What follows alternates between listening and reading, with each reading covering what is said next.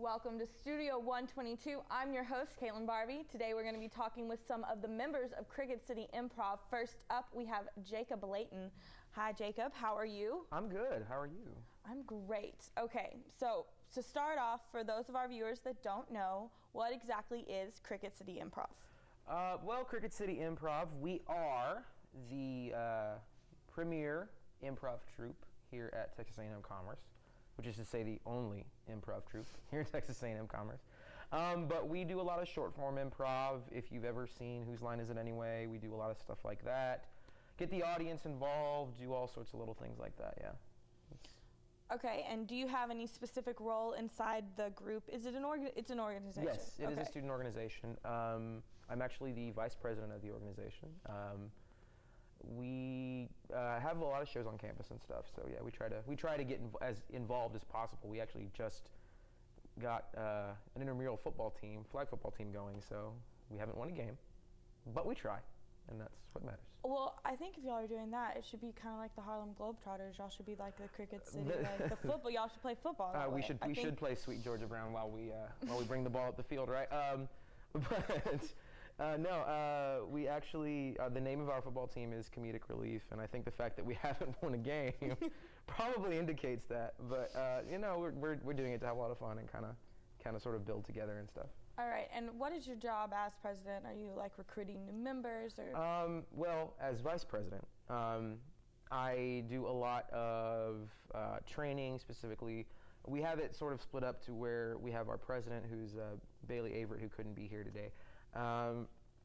We have it split up to where we have our president and then two vice presidents. One vice president who takes care of all of the sort of operational sort of things, and then one who takes care of specifically training. And I handle specifically training because that's something that I really enjoy. I enjoy showing people how to do improv and hopefully making them better at it. So were you voted in as the vice president in charge of that? Yes, I was actually here, if you count this year, this would be my 6th year here at Commerce. 6 out of the last 7 years I've been involved with Cricket City Improv. I went away for a year and then came back, but the first time around I started as a freshman and I've been involved with them pretty much since then. And when I got back, I got reelected to sort of have a training position specifically, which is what I really wanted to do. So. All right, and how many members do y'all have? Right now, I think we're sitting at 15 or 16 right now, which is a little high for us. We generally like to stay around 10 or 11, but we've got a lot of people graduating in the spring, so trying to get everyone replaced, basically, is why we brought on so many. Okay, so for those that don't even really know what improv is or have never seen Whose Line, can you kind of give us like the differences between improv and like actual theater? Like, not saying, right, you know what I mean? No, I understand. Not disparaging at all. Improv is not actual theater. What are we talking about? No, the best way to put it is that improv, for the most part, is completely unscripted. And so what ends up happening is in a show you're given a script, you're given these are the lines you need to learn, this is where you need to go. In improv, we make all that stuff up, and we create characters, we create scenes, we create plot. A lot of times it's not always funny, like there's a whole bunch of stuff going on.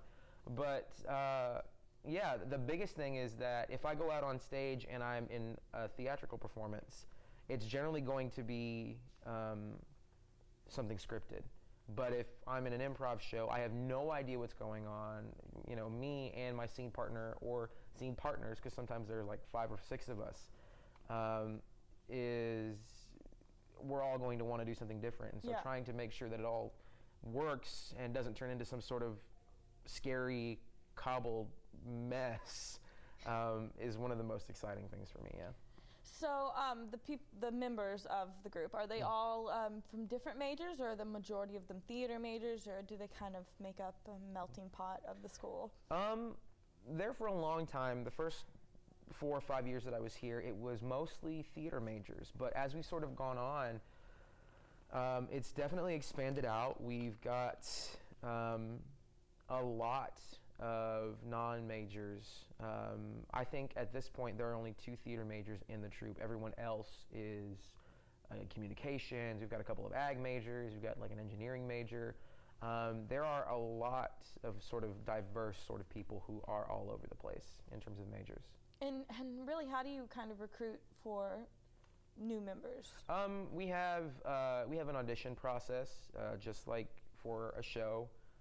You audition, you come in, you audition, and really what the audition is for, we're not really necessarily looking for people that are funny, because, you know, being funny is not something that can necessarily be taught. We're just looking for people that, if you're funny, it's great, but we want to make sure you can work with everyone in the group, because we definitely are sort of a dysfunctional family. Like, we all have our little quirks, we all get along, we all work a specific way, and we want to make sure that people we bring on can work with us in that way. We're like our own little mob, like a little mafia, if you will.